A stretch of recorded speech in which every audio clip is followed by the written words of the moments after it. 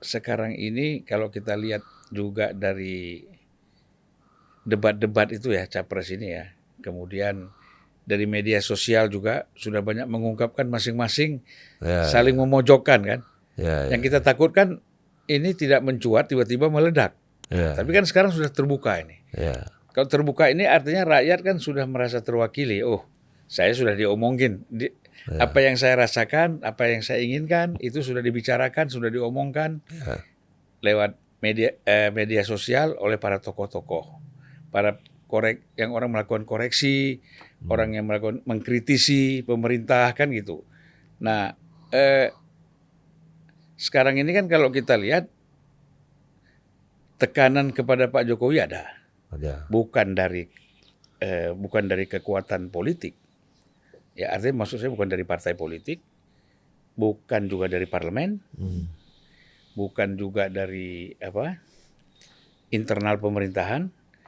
Nah, tetapi kan upaya-upaya itu kan dilakukan oleh apakah namanya budayawan, Hmm. apakah namanya intelektual, aktivis kan gitu, LSM Hmm. dan lain-lain itu kan ada. Hmm. Itu kalau di istana di daerah ya lingkungan istana lah, Hmm. bagaimana itu merespon? Ya tentu perbedaan pendapat, kritikan itu pasti ada, Bang.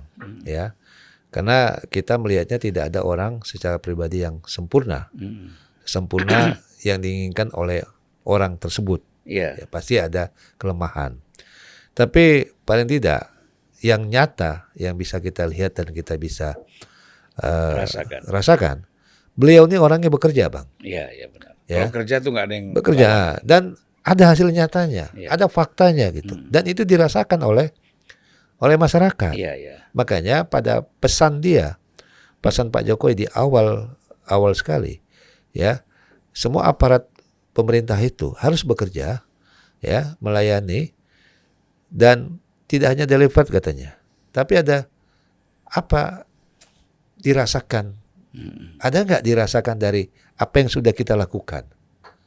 Kalau masyarakat katanya belum merasakan, ya berarti harus ditingkatkan.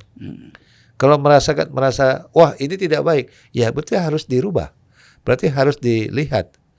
Nah, itulah yang menjadi landasan kami, ya, pemerintah untuk benar-benar semua yang dilakukan itulah buat kepentingan masyarakat, Iya, iya. buat kesejahteraan masyarakat. Apa yang dia lakukan misalnya membangun infrastruktur, ya, apapun dalam bentuk infrastruktur kan itu buat kepentingan masyarakat, buat daerah gitu. Iya. Jadi kemajuan-kemajuan yang ada itu ya kita harus mengakui, ya. Hari ini misalnya Abang mungkin dari Aceh perjalanan ke darat Ke Medan. ke Medan itu udah lebih, Relatif kurang 2 jam lah. nah, Berkurang artinya 2 lebih jam. ringan kan. Nah, Nanti akan berkurang 4 jam misalnya. iya. Yang kedua ada banyak alternatif transportasi yang Iya, menjadi iya. pilihan, Iya. iya kan? Kalau punya uang pakai udara, Iya.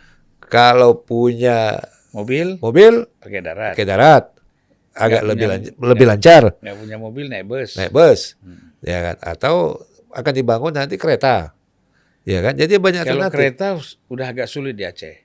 Karena saya mendapat informasi, karena jalan kereta dulu itu sudah dipakai untuk jalan tol. Berarti harus bangun baru ya. Ya, Tapi saya kira kalau sudah ada tol, ya sebenarnya kereta nggak perlu lagi. ya, Karena transportasinya kan udah lancar, aksesnya juga udah ya. banyak ya. Jadi kan Pak Jokowi ini kan selalu mengatakan membangun infrastruktur, konektivitas satu daerah ke daerah yang lain. Supaya ada apa? Supaya ada mobilisasi barang dan orang yang terjadi. Iya. Nah, dengan mobilisasi barang dan orang itulah tercipta pergerakan ekonomi. Nah, pergerakan ekonomi itu kan itu ada di daerah itu. Iya. Ya, itulah peningkatan pendapatan masyarakat di kawasan itu yang dilalui oleh barang dan orang itu. Kita ini kan sekarang begini, Bung ya. Tidak bisa lagi kita membangun sesuatu berdasarkan selera. Ya. Itu kan nggak boleh. Selera pemerintah, selera rakyat kan gitu. Kalau selera rakyat misalnya, mari kita bangun lagi kereta api di Aceh. Ya. Tapi nanti belum tentu juga mereka mau naik kereta api, Pak, ya kan? Kita ambil contoh misalnya di Jakarta. Kita ada yang namanya kereta di mana kemana-mana sudah ada, ya. Lalu busway sudah ada. Tetapi kan berapa persen yang menggunakan transportasi umum itu Ya, dibandingkan dengan menggunakan transportasi pribadi misalnya. ya, Itu problem karena kan ini belum terbiasa. ya, ya.